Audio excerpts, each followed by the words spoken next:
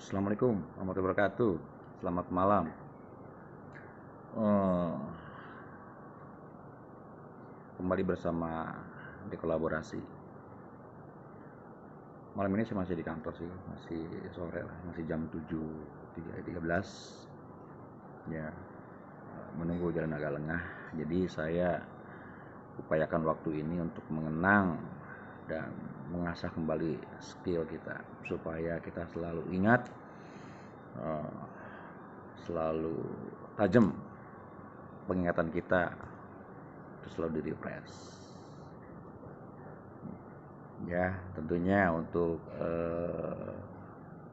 materi kali ini kita hanya akan membicarakan tentang standar minimum skill pengawasan tentang leader dan supervisor. Nah, ngomong-ngomong masalah ini kan sebenarnya sudah sering kita alami setiap hari di pekerjaan kita. Jadi sebenarnya tidak ada yang aneh. Ya, aneh itu bagi orang yang nggak mau belajar itu aneh. Ini hanya sharing-sharing aja. Siapa tahu kita kembali mengenang atau mengingat apa sih standar minimum skill leader dan supervisor itu. Nah, ini dasar kepemimpinannya adalah ini.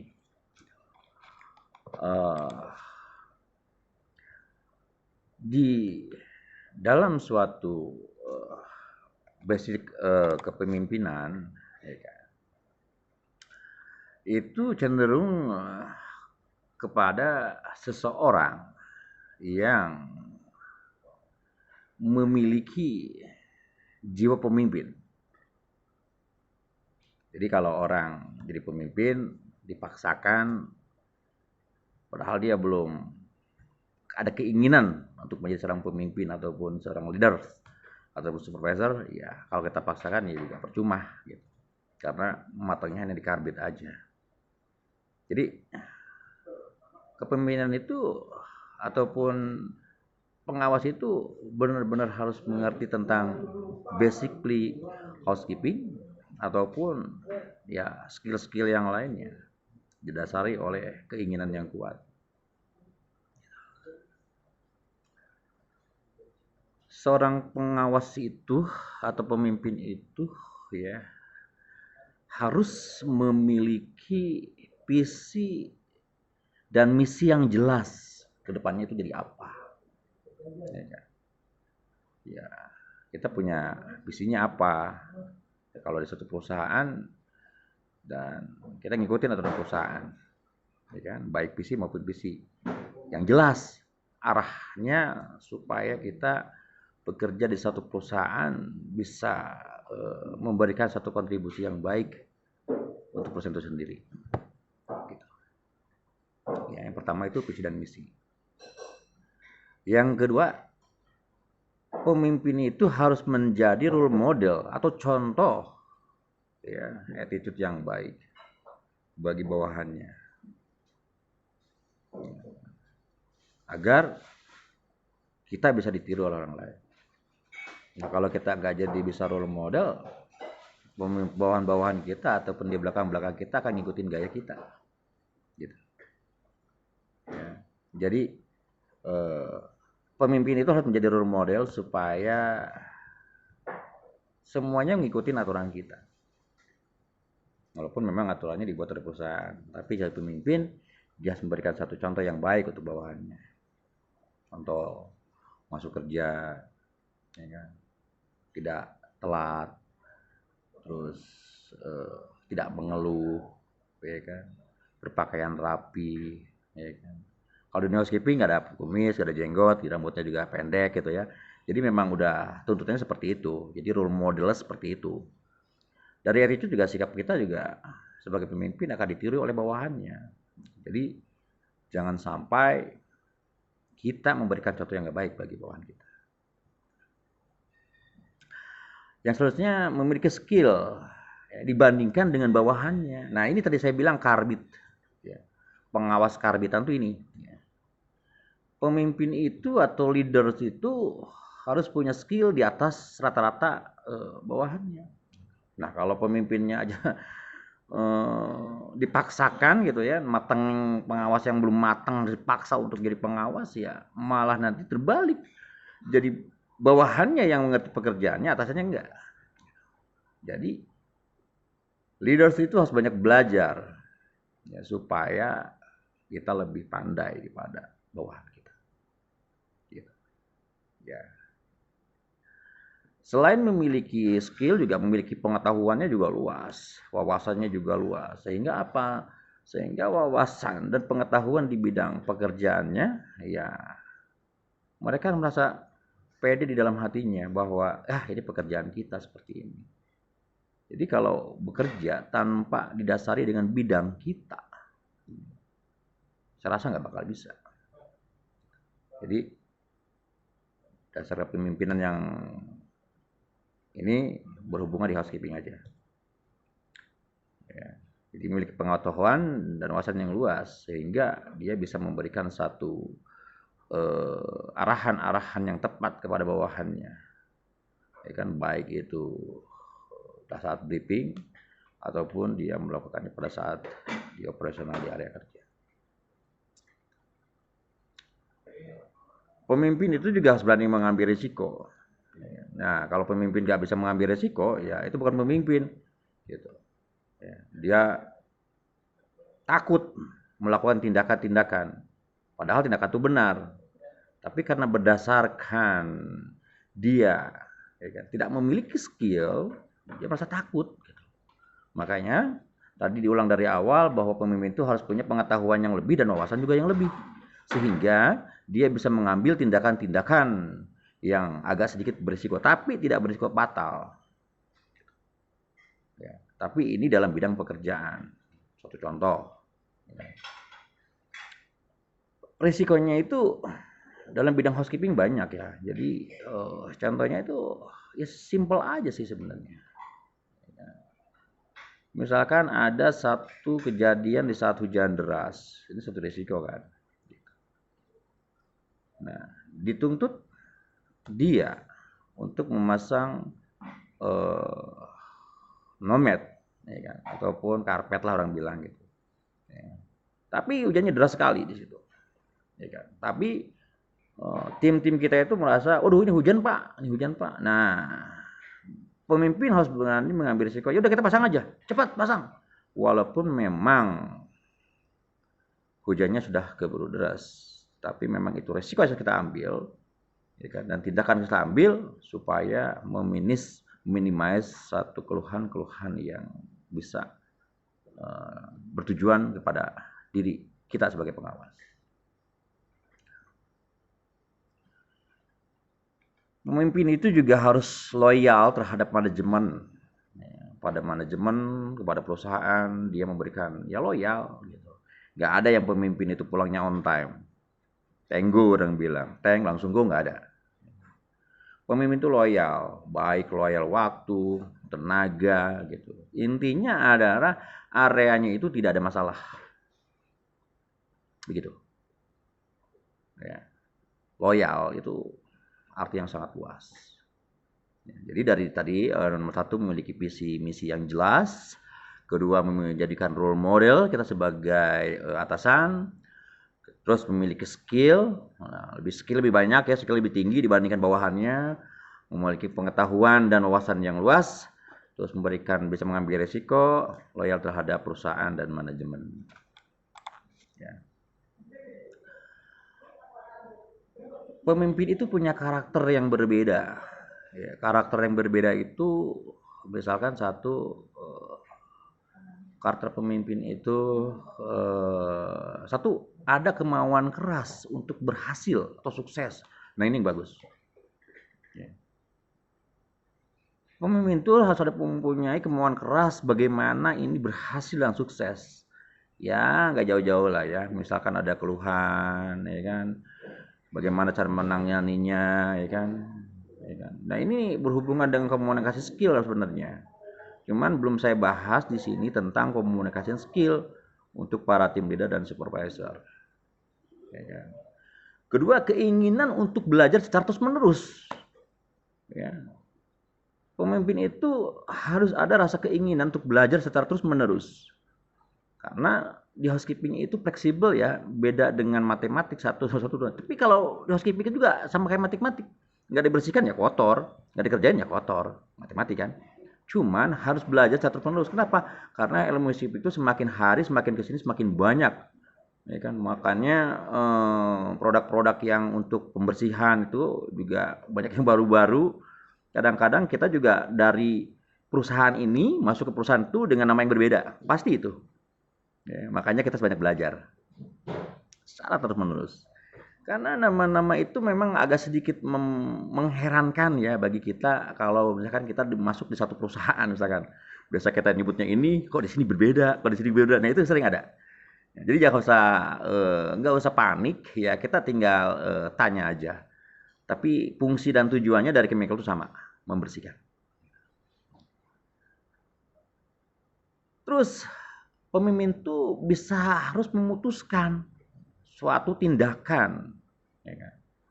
Apa? Karena pemimpin itu adalah salah satu garis depan yang ada di area kerja, ya kan? Yang bisa memandu petugasnya untuk kemampuan memutuskan. Misalkan contoh gini, Pak ini dibersihkan apa enggak Pak? Tadi saya dapat info dari pimpinan Bapak ini, ya kan?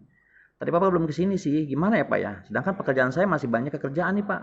Nah, tugasnya pengawas itu harus punya mampu memutuskan, memutar otak bagaimana cara memberdayakan sumber daya manusia di area kerja tanpa mengganggu aktivitas yang lain. Ya, cara berpikirnya berbeda. Hanya tadi punya wawasan yang luas, mempunyai rasa empati, mempunyai rasa percaya diri. Nah ini nih yang mahal. Pengawas yang punya percaya diri hanya pengawas yang asli bidang housekeeping kerjanya. Tapi kalau pekerjaannya bukan bidang housekeeping, saya rasa sih ya nggak punya percaya diri ya karena mereka tidak tahu. Gitu. Oh ini apa? Ini bagaimana caranya? Banyak kok kayak gitu. Ya. Setelah saya telusuri beberapa tempat di perusahaan yang lain juga, saya ada beberapa orang yang temuin gitu. Ya. Dia tidak punya rasa percaya diri karena memang basicnya nggak ngerti itu. Satu contoh begini, si petugas ini udah lama sebenarnya, ya kan, di TL, tapi TL-nya itu cuma di awalnya CSO ya, CSO dan TL gitu. Tapi di situ dia udah lama sebenarnya, udah 2 tahunan lebih lah seperti itu contohnya. Nah ada program kristalisasi, misalkan lantai marmer, dia malah lebih pintar anaknya daripada pengawasnya. Gitu. Nah, karena dia nggak rasa percaya diri, hilang percaya dirinya itu. Karena kenapa? Karena dia tidak menguasai skill dan knowledge tentang dunia housekeeping. Ya. Di sini bukan merasa apa gimana, kita sharing aja, hanya mengingat kembali sebagai pemimpin dan pengawas supaya kita bisa merefinement otak kita kembali. Pemimpin juga harus mempunyai kreativitas dan kemauan keras. Ya. Kalau pemimpin tidak punya kreatif, nggak ada keinginan keras untuk menjadi perubahan di area kerja, atau perubahan dalam dirinya masing-masing, perubahan dalam dirinya dia, saya rasa nggak bakal maju. Ya kan? Yang monoton seperti itu aja, apa adanya. Ya udah apa adanya aja begitu. Ya kan? Nggak bisa. Kita harus mengimprove diri sendiri supaya kita bisa meningkatkan kreativitas dan kemauan keras untuk maju. Tujuannya apa? Area tidak ada keluhan dari tenan ataupun user. Itu patokan dari seorang perusahaan. Karena kita sebagai pengawas dibayar perusahaan besar, bayar besar oleh perusahaan untuk mengantisipasi adanya keluhan dan menjalin hubungan yang baik dengan klien. Pengawas juga harus antusias ya, dan optimis gitu. Ya, antusias apa adanya keluhan, wah kita cepat responsif, optimis bahwa kita bisa melakukannya dengan baik. Gitu. Kalau pengawas nggak punya rasa itu, nggak punya antusias, nggak punya optimis, ya saya rasa banyak belajar lagi sih. Mohon maaf di sini bukan menggurui karena kita merefresh aja sebenarnya ya, supaya kita kembali ingat ke memori-memori yang telah kita lupakan. Ketiga, kekuatan untuk pemimpin itu bermacam-macam ya. Pemimpin itu agar menjadi kuat itu apa sih? Saya juga bertanya-tanya dulu. Pemimpin biar kuat itu apa ya? Makankah? Minumkah? Banyak istirahatkah? Tapi bukan itu. Ya. Dua macam kekuatan dari seorang pemimpin itu adalah kekuatan pribadi ya, kemampuan untuk membuat orang lain mau bergerak dan bukan harus bergerak. Pemimpin itu harus menciptakan atau meng-create sumber daya manusia bisa bergerak sesuai dengan SOP. Ya kan? Gitu. Ya, sekali lagi saya bilang, pemimpin itu harus punya kekuatan pribadi, ya kan? Kemampuan untuk membuat orang lain mau bergerak. Orang lain mau bergerak atau disebut dengan bawahan kita mau bergerak melakukan pekerjaannya. Dan bukan harus kita bergerak.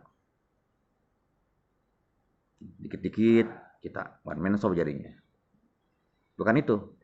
Pemimpin itu harus menciptakan bagaimana si petugasnya bisa mengikuti arahan-arahan dari kita. Bukan kita dibangkang sama anak-anak, kan biasa seperti itu ada. Karena kenapa? Karena kita yang bergerak gitu. Dia nggak bisa menggerakkan, takut. Pemimpinnya takut itulah yang tidak bisa menggerakkannya biasa. Yang tidak bisa menggerakkan si bawahannya untuk maju. Karena takut, ya sudah, kita sendiri yang mengerjakan. Banyak itu ditemukan. Beberapa kali juga saya tak banyak ditemukan. Nah, di sini jangan sampai kejadian. Seorang pemimpin itu harus tegas. Mengambil tindakan, tegas mengambil langkah, dan berani mengambil keputusan. Kedua, kekuatan yang lahir dari kekuatan yang lahir dari sebuah kedudukan. Ya kita kan pengawas, punya satu tingkatan, ya, di mana kita adalah atasan dari mereka. Ya. Nah, dengan duduk kita ini, dengan kita sebagai pengawas, sebagai tim leader, kita harus bisa menggerakkan mereka. Ya, mengikuti arahan-arahan kita, karena kita pengawas mereka. Yang tadi saya sampaikan dari pertama kali, dia takut untuk melakukan tindakan-tindakan yang benar kepada anak buahnya. Kadang-kadang kan memang ada aja ya, sharing dikit ada aja memang anak buah kita tuh ada yang sedikit ngeyel, banyak sih, ada yang sedikit melawan, ada. Nggak tergantung dari kita sebenarnya. Ya, makanya nanti saya akan sampaikan pada kalian, kepada tim-tim semua untuk merefresh komunikasi skill yang baik. Bagaimana untuk menyampaikan bahasa-bahasa yang baik kepada tim-tim kita. Gaya pemimpin juga ada beberapa gaya pemimpin ya. Yang saya ketahui itu ada beberapa gaya pemimpin yang dapat digunakan secara bergantian. Pemimpin itu gak harus wah keras, lembut. Itu kita secara fleksibel aja sebenarnya. Ya. Pemimpin itu autokratik, ya, ataupun kerjakan dengan cara saya. Ada. Ya kan? Dua, menurut peraturan, ada. Lepas tangan, ada. Ya kan? Terus mari ambil suara juga ada. Ya, jadi tinggal pilih mana karakter kita yang saya sampaikan ini. Yang pertama, apakah kita sebagai gaya pemimpin kerjakan dengan cara saya? Ya kan? Satu. Kedua, ya mengerjakan menurut peraturan aja, baik perusahaan maupun itu. Ketiga, apa kita lepas tangan? Biarinlah anak-anak kerja sendiri. Tadi juga pada tahu semua. Gitu. Akhirnya gak benar kan? Ataupun mari kita ambil suara yang banyak. Ya. Nah, mana salah satu gaya pemimpin Anda? Silahkan isi di kolom komentar. Ya nanti kita saling mengisi tanya jawab di situ biar agak seru ya. Saya ulangi lagi ya. Yang pertama adalah kerjakan dengan cara saya. Kedua, menurut peraturan. Ketiga, lepas tangan. Keempat, mulai ambil suara. Yo, ya. Mana tuh? Terserah. Kalian masuki gaya pemimpin yang mana tuh? Ya, apakah yang satu atau yang kedua ataupun yang ketiga, itu sih dari kalian sendiri yang gitunya. Ya. Jadi memang gaya-gaya pemimpin itu banyak sekali. Ya. Ayo ngikuti cara saya. Ayo kita ikuti cara saya bagaimana kerjanya. Ya udah. Nih, contohin. Karena tapi dia pun juga mengikuti cara saya itu dia mempunyai kemampuan yang handal ataupun mempunyai pengalaman sebelumnya dia melakukan itu. Ya kan? Tapi nggak konyol gitu. Tapi dia harus berpatokan dengan tata tertib dan peraturan. Yang kedua tadi, ya udah ikuti peraturan aja gitu. Ya, ada seperti itu. Ya. Yang ketiga tadi lepas tangan, ya kan ada tuh. Ataupun yang keempat tadi dengan suara yang terbanyak memilih. Silakan. Gaya mana yang kalian apa namanya rasa di diri sendiri, ya kan? Apakah yang 1, 2, 3, 4? Ya, silakan di kolom komentar di saling bertanya, ya kan? Tapi ini bukan saling menggurui ya, atau bukan saling mengiri. Kita hanya merefresh orang supaya kita tahu karakter kita tuh seperti apa. Ya, paham ya? Gitu ya. Saya rasa sih ini udah jam 7:30, saya baru mau pulang dulu ya. Jalan udah mulai sepi kayaknya. Saya itu dulu ya. Salam SOP, housekeeping. Kita bisa, pasti bisa, semuanya bisa. Ya, saya dekolaborasi. Saya akhiri. Assalamualaikum warahmatullahi wabarakatuh.